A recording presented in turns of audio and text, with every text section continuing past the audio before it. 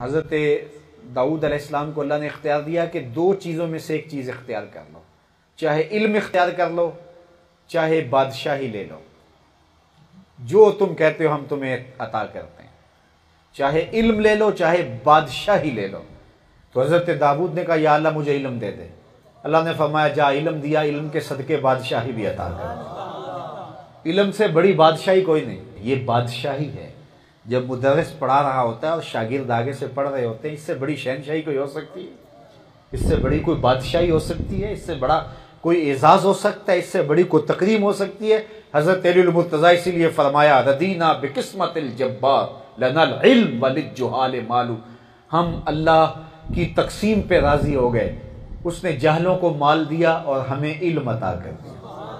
تو علم جو ہے یہ نبیوں کی وراثت ہے، تو علم انسان کو ممتاز کرتا ہے، علم انسان کو شرف دیتا ہے۔ امام رازی نے لکھا ہے وَعَلَّمَ آدَمَ الْأَسْمَاءَ کے تحت کہ حضرت سلیمان جب جا رہے تھے نا تو وادی نمل میں داخل ہوئے تو ایک چیونٹی نے دور سے حضرت سلیمان کو دیکھا، اللہ اکبر، وہ غالباً 3 فرسخ دور تھی چیونٹی، تو اس نے حضرت سلیمان علیہ السلام کو دیکھا اور ان کا لاؤ لشکر آ رہا ہے، تو اس نے اپنی ہمجولیوں کو کہا کہ جلدی جلدی اپنی بلوں میں داخل ہو جاؤ، اللہ کے نبی کا لشکر بے خبری میں کہیں تمہیں کچل نہ ڈالے۔ تو سورہ نمل اٹھا کے دیکھی، حضرت سلیمان نے اس چیونٹی کی آواز کو سنا اور فتبسم ضاحکا من قولها، اور چیونٹی کی اس بات کو سن کے اللہ کا نبی مسکرا پڑا۔ معلوم ہوا کہ پیغمبر کو اللہ نے یہ سماعت دی ہوئی ہوتی ہے کہ وہ چیونٹی کی آواز کو بھی سنتا ہے۔ یہ جو تیوریات کے ماہرین ہیں یہ بتاتے ہیں کہ چیونٹی کے منہ میں زبان نہیں ہوتی، تو پھر چیونٹی بات کیسے کر لیتی ہے؟ تو چیونٹی کی بات آپ نے کبھی نہیں سنی ہوگی، یہ کان کے پردے پہ بھی رکھ دی جائے تو پھر بھی آپ شاید اس کی بات نہ سن پائیں۔ تو چیونٹی کے منہ میں زبان ہی نہیں ہوتی تو پھر بات کیسے کی اور حضرت سلیمان نے سن کیسے لی؟ تو ماہرین کہتے ہیں کہ چیونٹی کے منہ میں زبان تو نہیں ہوتی، لیکن اس کے منہ کے قریب 2 باریک سے ریشے ہوتے ہیں، مہین سے 2 بال ہوتے ہیں۔ جب اس نے اپنی ہمجولی کو کوئی میسج دینا ہوتا ہے، کوئی پیغام دینا ہوتا ہے، تو وہ ان 2 بالوں کو قریب کر کے رگڑتی ہے، اس رگڑ سے جو آواز پیدا ہوتی ہے اس سے وہ اپنی ہمجولی کو کوئی پیغام دے رہی ہوتی ہے۔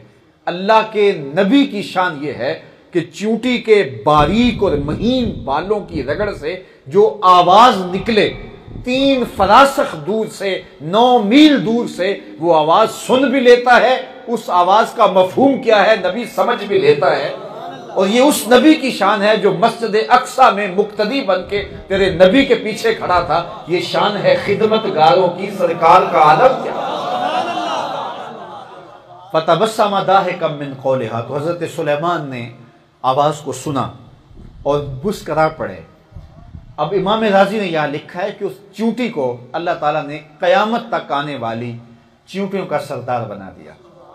کیوں بنا دیا؟ اس لیے کہ اس چیونٹی نے کہا تھا جلدی جلدی اپنی بلوں میں داخل ہو جاؤ، اللہ کے نبی کا لشکر بے خبری میں کہیں تمہیں کچل نہ دے۔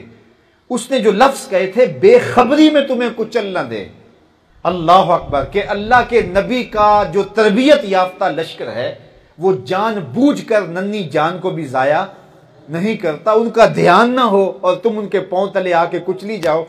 تو نبی کے لشکر کے بارے میں اس چیونٹی کو یہ علم تھا کہ جس لشکر کی تربیت پیغمبر نے کی ہو وہ جان بوجھ کر ننھی جان کو بھی ضائع نہیں کر سکتا۔ یہ چیونٹی کو پتا تھا، اور ابھی تک مفتی کو پتا نہیں آیا کہ جو انسانوں پر خود کچھ حملے کرے وہ ابھی بھی جنتی ہے۔